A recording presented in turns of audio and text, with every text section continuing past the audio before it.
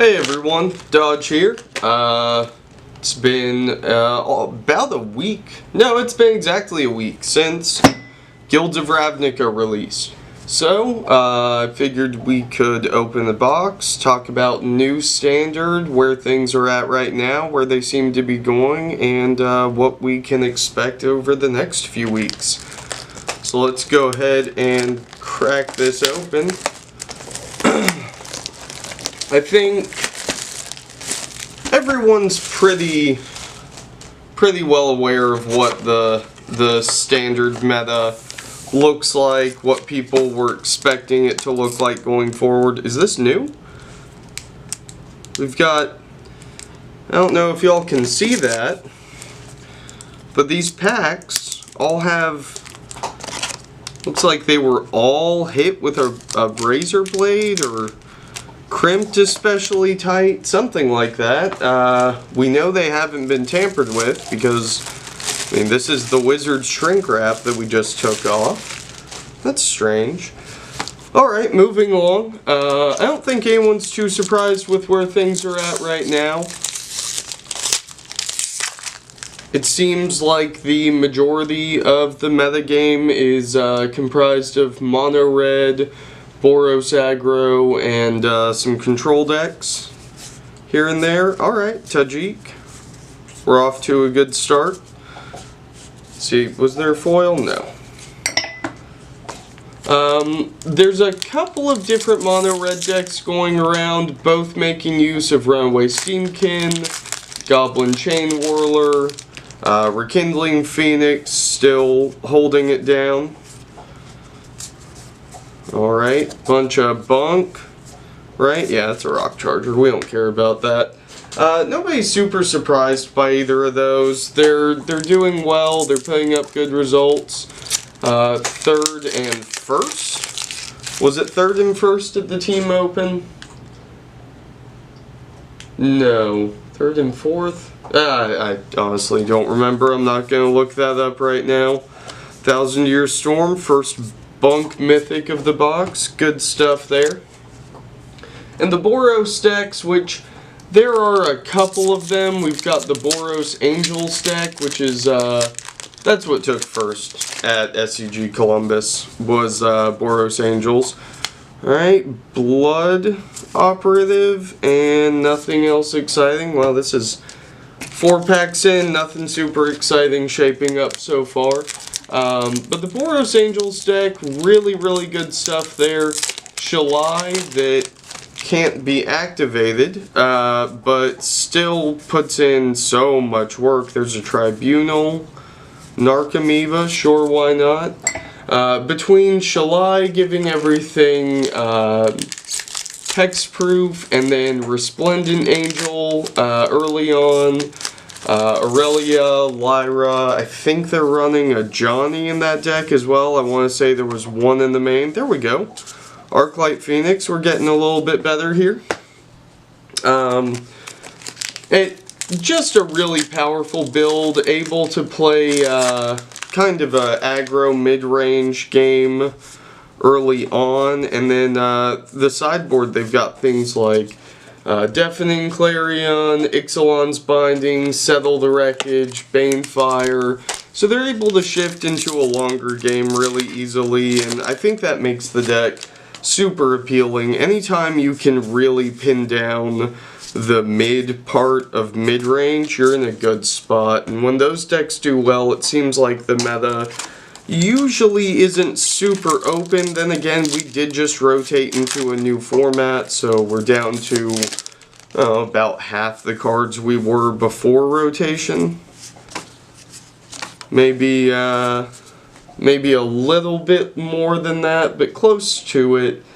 Rounding out the control side of things, there's Grixis control, Dimir control, Esper control, Jeskai control, all of these different control decks, which is honestly really exciting to see from where I'm at. I enjoy control myself. I think it's probably my favorite thing to play in most formats, and just having so many different versions of it running around, and not just in the format, but so many versions of it. Experimental Frenzy, good pull. So many versions of it actually being playable, actually putting up good numbers, and all of them utilizing so many new cards from guilds. From Clarions to Ritual of Soot, Notion Rain. We got our Disdainful Stroke back, which is super clutch in the mirror. It's just a good time to play Magic slowly right now. There's that Runaway Steamkin. I do appreciate the fact that none of the finishers have really changed. We're still seeing a lot of Planeswalker, a lot of Chromium, a lot of kind of what we're used to so far. It's just that the shells for these decks have changed. And that's fine. That's gonna happen in any new format. I do want to harp on Doom Whisperer a bit. I think that card was kind of undersold initially. People weren't expecting it to do as much as it was able to. There's our foil rare in the Midnight Reaper. Not super excited about that. Maybe we'll see something better going into the rest of this pack. Who knows? Okay, there we go. Foil Dream Eater. Guess I spoke too soon. Which is probably horrible for you guys, because I am getting over a cold and sound terrible. But, you know, you're here, you're watching the video, you're just going to listen to it and deal with it. Venerated Loxodon also put up some big results this past weekend. That was another card that kind of flew under the radar during preview season. Alright, Etrada, I know a lot of people are looking at her for Commander, which is pretty exciting. I mean, it's just such a powerful ability, and the fact that they changed the tuck rule, what was that, a year, 2 years ago, makes her so much better in that format. You just, I mean, you're paying the Commander tax, but you still just get to recast her over and over and over again. And if you have any way to protect her, you're going to be sitting in a really, really nice spot. But yeah, talking back again about Standard, moving back to that subject, seeing all these control decks is really exciting. And then filling in more of those kind of mid-range roles aside from the Boros deck. Golgari mid-range, the Assassin's Trophy decks, I think not doing nearly as much work as people were expecting them to, and I think a big part of that is the fact that Control is doing so well right now. There are so many different versions of it you can play, and so many of the cards that form those decks are in this new set. They're readily available, people are drafting them, packs are being opened. My dog has trash. Let's go ahead and take that away from you and give you this bone. I hope that doesn't interrupt things for too long here. But the mid-range decks do seem to be suffering a bit. The exception to that is going to be the Selesnya builds. Another set of decks who have been putting up really good results, who have been doing a lot of great work. Isa. Come on, honey. There's a Clarion. Get your bone. You don't need to bark.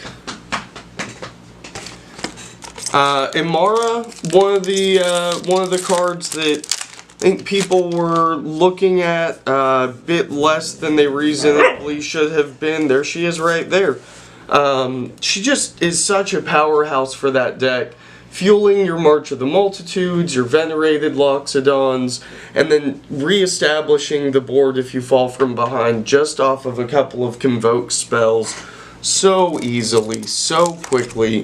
Things like History of Benalia and Legion's Landing slotting in there just fine. You don't even need your tokens. You don't even need your tokens to have any real attachment to each other. As long as they're making creatures for little to no cost, you're fine.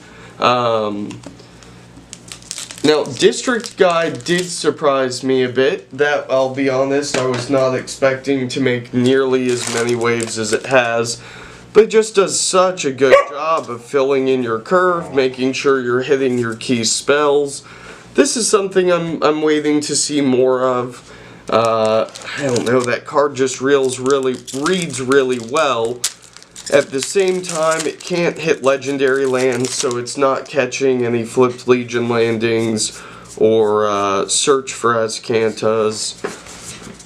Divine Visitation not making an appearance in any of those decks, because at that spot in your curve, you really would just rather have, I think, almost anything else. Anything that's actually going to produce tokens or keep you on that same path to victory.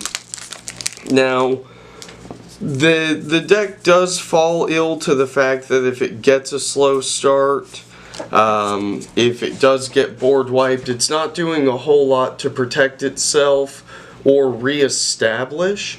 But Shalai keeps those decks off of spot removal, which is about all you need. I mean, as long as you're not over, oh wow, 2 of those in a row, pretty happy about that. As long as you're not overextending or over-attacking into things like Settle the Wreckage, Cleansing Nova, Ritual of Soot, you're doing okay for yourself. Man, Burglar Rat's just so much better in Limited than I think I was even expecting. It's just great late game, but we're not here to talk about that. We're here to talk about Standard and listen to my dog bark in the background, because everyone loves that. Now, as we get to the end of this box, which is coming sooner than I had hoped it would, I'd like to touch on a deck that really surprised the hell out of me, and that's the Mono Blue Tempo deck, which came in 8th at the Team Open. Yeah, that came in 8th.